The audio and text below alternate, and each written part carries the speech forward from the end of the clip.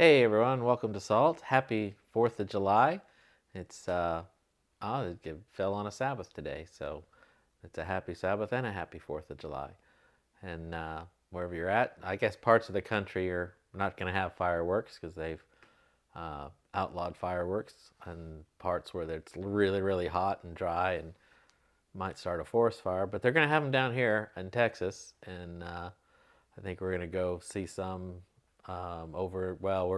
they shoot them off in Burleson, town a little further away from Keene, but uh, we're going to go to a new spot to watch 4th of July fireworks tonight over at the Union office. Apparently, friends of Aspen's have said that's where you go for the best viewing. So we'll Yeah, see. personally, I usually like to get a lot closer, and we usually go, we're really pretty close. Pretty close Yes. by the lake where they actually shoot them off. Yeah. Yeah, so it feels like we're going to be a long distance away, and I'm not quite sure what the view is going to be like, but apparently it's all that, and we shall find out. We'll see. So anyway, hope you're having a good 4th, and if you get to see fireworks, it'll be a good display, and you'll have a celebratory time tonight for 4th of July, 250 years of America. Um, I guess that's cool. I remember the 200 years. That was the bicentennial. That was a big thing when I was a kid, and I don't even. This is the bisesquicentennial or something like that. I'm not sure. Big long name for this one. But anyway, for Salt today, Miranda has a story from her past she's going to share and tell you all about it.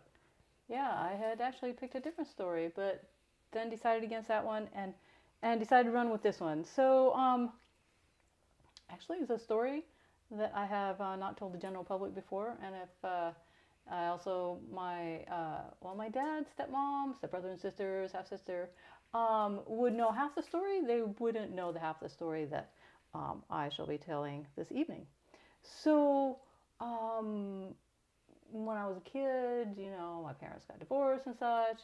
And then after, I don't know, 6, 7 years or so, well, it was in the custody agreement was that my mom would not move out of the state of Michigan. But about 6 or 7 years later, she got a job in Texas, and I'm pretty sure she tried to work that out in the court system before we moved, but things didn't really move fast enough, if I recall correctly. And we did move without getting the permission of the courts before we moved. And so it was about a year later. My dad and his family were going to be moving to Tennessee, and in the process, they came on down to Texas, and they got custody of us because my mom had moved without permission. And so, I was 13 years old, and I didn't particularly at that age want my life to change. Kind of liked it like it was at that point in time. Um, and my mom, of course, she wasn't particularly happy with that either. So she made a good guess that my dad would take us to see his mom in Des Moines, Iowa, before moving to Tennessee. She happened to guess right. She had lived with him for 13, 14 years. So she called her brother who lived in Wisconsin. Of course, by this point in time, of course, both my mom and my uncle have passed quite a number of years ago. So, um, anyways, oh, wait, there's a story. Sorry. Okay, so my mom called her brother in Wisconsin, and he seemed to be. I didn't know my uncle that well, but he was kind of the guy that was kind of up for doing something a little crazy every now and again, and so he wasn't gonna let crazy stop him from doing something. And so she said, "Hey, I don't know for sure, but I think uh, George is gonna be in Des Moines, probably seeing his mom with girls and such like that." She's like, "Hey, can you go on over there and see if they want to leave and go with you?" So he's like, "Yeah, sure." So he drove on over there, and while we were at church, uh, we got a note that said, "Hey, you know what? This is where I'm going to be parked, and just I'm going to be there till tomorrow at such and such a time. So if you want to come with me and see your mom again, or live with your mom again, just come on over there." And so, it seemed like I'm sure to him it probably didn't seem that hard, you know. But leaving overnight wasn't really going to be an option because um, there was a little dog in the house, and no doubt it would have barked if we were going to try to leave. And so we just kind of played it by ear to see what might happen, right? Well, we were playing in the afternoon outside. There were sprinklers in people's yards and stuff. And so we would run on down the street, the sidewalk. And, the sprinklers always sprinkle out into the sidewalk and such. And so we were doing that. And we always went the same direction, which was the opposite direction of where my uncle was parked with his car. And eventually I could see that everybody's kind of getting tired of playing the game. So we just all started taking turns, um, going with different people and such, but always going. And then I thought, you know what? I can see everybody's kind of tired of this game. Um, and so I said, hey, you know what? Just me and my sister are going to go this time.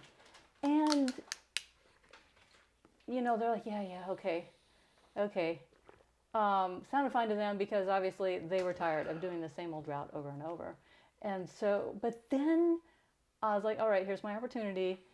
And we started going the opposite direction where my uncle was parked at. And they're like, hey, wait a second. Where are you guys going? And I was like, oh, we're so tired of going that way. We're just going to go this way for something different to do. And you could see they were like, oh, yeah, we can see that. We understand that. And so off we went. Of course, we jumped in the car with my uncle, and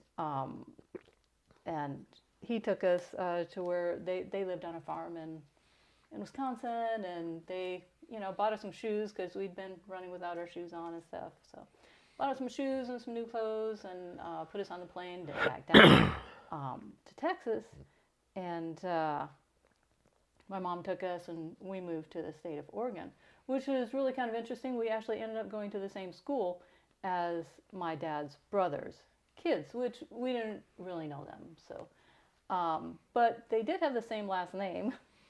So we thought, well, maybe. But anyways, they decided just to let sleeping dogs lie. And that was kind of the end of that story at that point in time. So all these years, my dad and stepmom, stepbrothers and sisters and half sister, they knew part of the story that they could see, but they didn't know the other part that they couldn't see. If they're watching now, now they know the other side, unless of course my sister told, which does seem highly unlikely. So today in Sabbath school, the teacher said that she felt called by God to leave her teaching job and become a counselor therapist. I think probably maybe about 15 years ago or so. And she could see that God had worked things out financially for her to be able to do that. But now, 15 years later, she didn't explain how or why or whatever, but she's feeling confused about why some things are just not working out. Like she thinks that they should, especially since God called her to do this job, right, and worked it out for her. But she can't see that right now. So just this morning, I read during my morning devotional time in the book called In the Spirit and Power by Pavel Goya, at least I'm pretty sure that's how you say the last name, that if we know that we have done the will of God, we don't need to worry why things aren't working out like we thought that they would or should. Because there is a part of the story that we cannot see, but God knows what it is. Okay. Yeah. So yeah, that's true for everybody. That there's all parts of our life journey you go on, and some things you don't know why things are happening the way they're happening or not happening the way they're happening. But say in the book, if you feel and believe you're doing what God's called you to do, you don't have to know the whole story, see the whole picture. That's part of where faith comes in, walking by faith. So. All right. Well, yeah. Thanks for joining us, and like I say, I hope you had a good Sabbath, and I hope it's at least cool enough for you to enjoy the evening fireworks and celebrations of the 4th. and I guess we'll we'll take off here in just a few minutes and go see what we have here in Texas. And hope you had a great Sabbath, and we'll see you next time.